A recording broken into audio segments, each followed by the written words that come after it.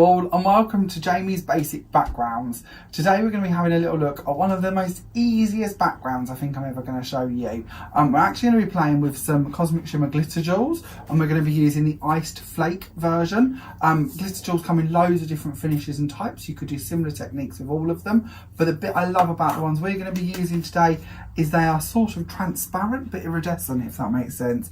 They have a really lovely shimmer to them, but they are actually transparent, so you're going to see through them. We're also going to be using some glitter bits, another Cosmic Shimmer product, and this is the Frosty Sparkle version.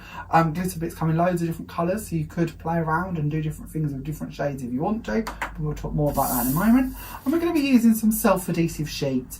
At Craftmania we stock two types. We do the Creative Expressions version, and we also do the woodwear one as well. There are other options, but these are the two we're going to be talking about in today's video. There is a difference. Obviously you can notice the woodwear ones are blue to start off with. They have a grid format on the top of them. You get 4 sheets in a packet for the woodwear ones and 5 sheets in a packet for the Creative Expressions ones.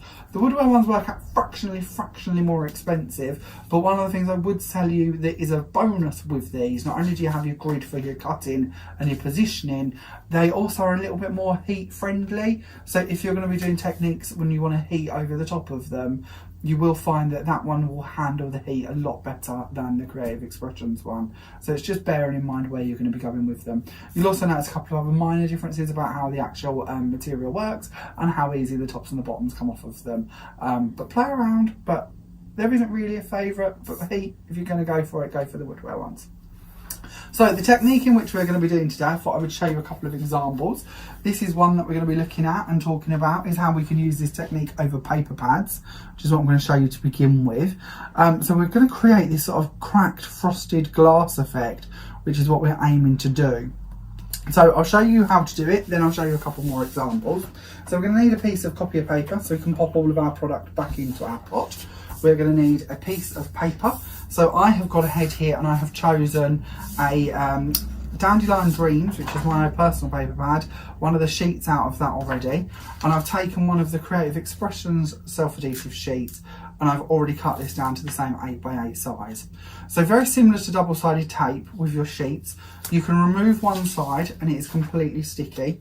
And we're going to go in, and I'm never too worried if I line these up perfectly. We're going to try our best, but I tend to do this slightly bigger than I need it, so that I can trim them down if I wish to. And especially with this technique, actually, it's really worth you knowing you probably will want to guillotine over the top of it so that you can cut down any overhangs of your hexagons.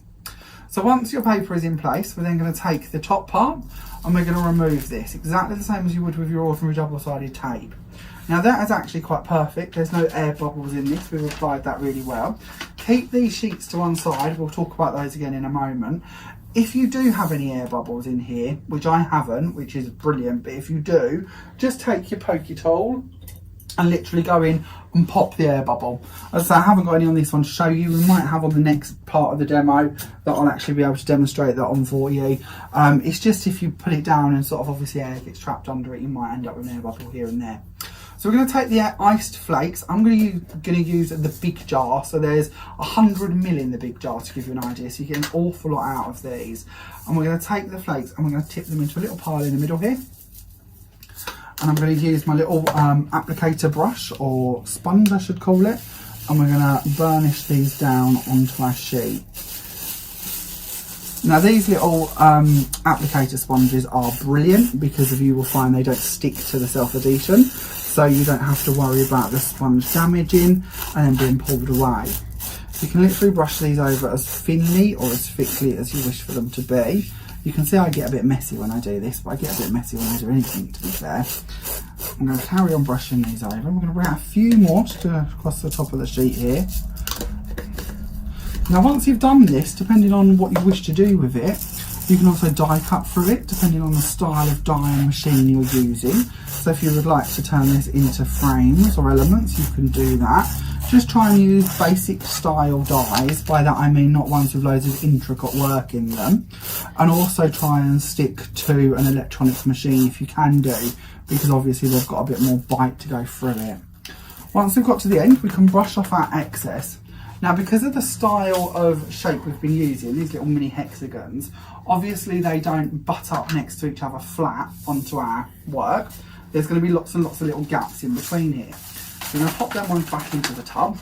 We'll clean up our desk in a moment. Doesn't matter what I do, I always end up in a complete mess, but we'll pop them over to one side for a sec. We're going to bring back in our sheet, and we're going to use our glitter bits at this point. So when we talk about glitter bits, these are 3 different sized particles of glitter in one jar. So in this one, of course, we've got our frosty sparkle. So it's all just a nice clear iridescence. To give you a couple of other ideas, we also do holographic ones. So if I bring this one in, for instance, you can see that we have lots of different shades too here. Now, of course, if you wanted to, and we can show you a bit of this actually, we'll do the crystal bit and we'll leave an area. But we'll bring on our lovely frosty one. We'll pop this on over the top. And then we're going to bring back our applicator sponge once again. And we're just going to mix this straight over the top. And that's going to go into all of these areas and fill in our gaps. So anywhere that wasn't covered by the hexagons, by the glitter bits, or glitter jewels, sorry, will now take on our frosted sparkle. Now you may find that a few of your hexagons come off, and you might want to make up your own little mixture pot of hexagons and glitter. So you might contaminate your glitter a little bit. That's not a problem, and I'm never worried about that because I do this technique all the time. So I can just pop that off into one little pot on the side and come back to that for our next piece. So nothing's wasted, everything has a use. So save me popping that back into this pot at this stage. We'll pop that to one side. And we'll bring in another piece of paper to work on. And we're going to do a bit of that coloured one over the top. So we'll pop this on here. Now obviously, being the coloured version, we're going to fill in our gaps. So we're going to fill the gaps as we did with the frosted one, but this isn't transparent, so we're going to lose a bit of our background paper. But I think it could be a fun effect, and one I haven't actually done. So let's give it a go and see what we think. So this holographic one's lovely because it's got a couple of different shades to it. So we can literally just pop this on, fill in them areas. And this is what these sort of techniques are all about. It's coming up with different ways to use them, different ways to play around with them, different effects to create. You could use an ultra fine glitter as well if you wish. It doesn't have to be our one that we're using with all the different size particles. Something like Diamond Frost would work very well if you prefer. It really is all about just experimenting and playing. We tap that off across the top there.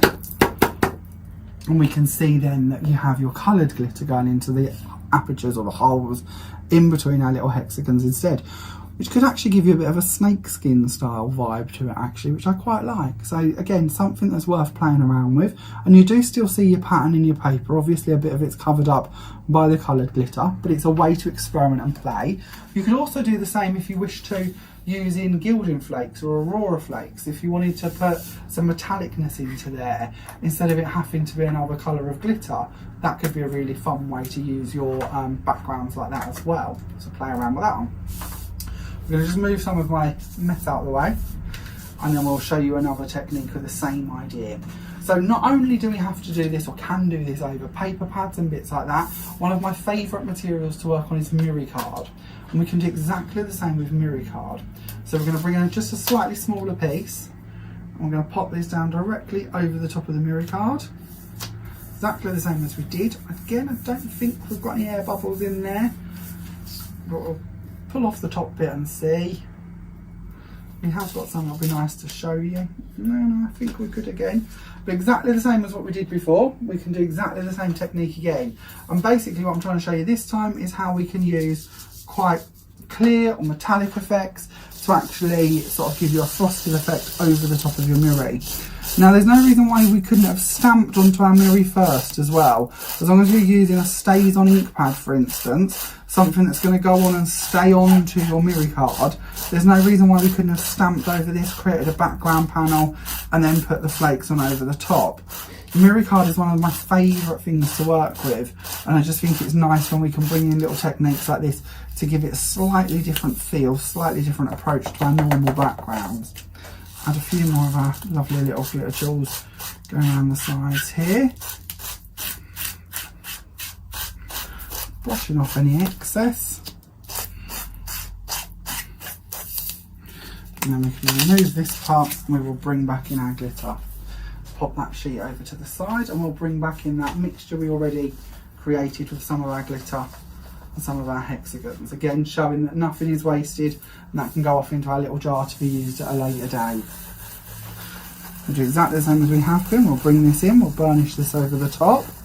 And again, you can see that lovely frosted sparkle going into all of the areas in between our little hexagons, filling them in with that nice sparkliness, which again would be perfect for Christmas cards as well. So we'll take this, we'll brush off our excess. And there we go. We have another background complete. Really simple, really fun, really easy. You could be doing this if you wanted to over the top of your inky backgrounds or your stamped backgrounds or any other style that you want to be working with to bring them in and add them to them. So I show you this one originally. This is one of the pages again out of the Dandelion Dreams paper pad, and I've stamped across the bottom here using one of our designer boutique stamps you're going to find on the Craftmania website. Just matched it up and stamped it a couple of times in black ink. Then I've added my self-adhesive sheet, then I've added my glitter jaws and my glitter bits over the top of it. Talking about the mirror card version, this is a card I've actually created that's very similar, as you can see, to the panel we just created. It's literally just put onto the card, and then I've brought in some of my canvas dies to put on the top here, and again they've been stamped using some designer boutique stamps over the top of them. So very simple, very easy, very quick, but quite a nice fun effect. Of course, it doesn't just have to be paper pads or mirror card we're working on top of. Here is a piece of our antique copper pearl card. Again, you're going to find that on the Craftmania website, and I've done exactly the same technique over the top of this again. You're going to notice that the darker shades obviously show up the more white colour to your frosty sparkle glitter, so you do get that little white edge to it, which I actually think is really nice and ties in quite nicely with your white layers or card blank or elements you add to your card. And then just another one here, just quickly. This is the same page that we used from the Dandelion Dreams paper pad for our first demo, actually been turned into our card and put on the front here to give you an idea.